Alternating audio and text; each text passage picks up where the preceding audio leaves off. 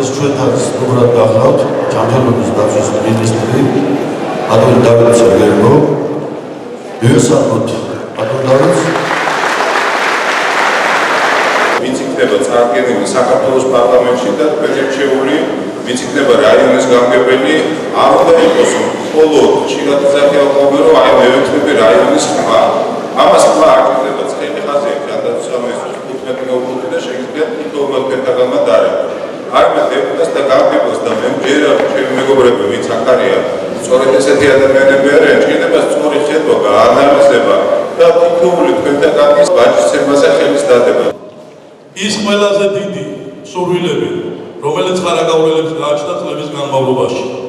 ის ყველაზე საჭიროებები, მათ შორის ნომერ პირველი საჭიროება, რომ ხარაგაულს ექნებოდა სრულიად ახალი ტიპის, განსხვავებული, კეთილმოწყობილი საავადმყოფო, შესრულებულია ხელისუფლების მიერ და მინდა მადლობა გადაუხადო ბატონ დავით გამგებელს.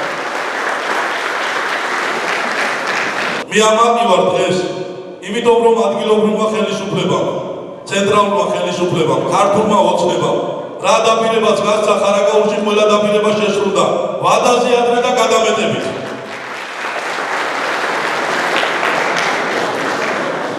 ძალიან დიდი პატივია ვიყო ჩემი არჩევის შემთხვევაში ხარაგაულის მუნიციპალიტეტის გამგებელი.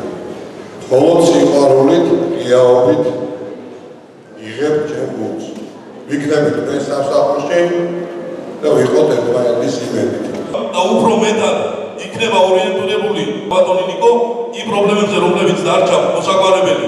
ჩვენ ხარაგაულიდან არსად არ მივდივართ, პირადად მე როგორც მაჟორიტარი დეპუტატი, უფრო ბევრად და უფრო მეტად ვიქნები ორიენტირებული იმ პრობლემების მოგვარებაზე, რომელიც მუნიციპალიტეტს გააჩნია.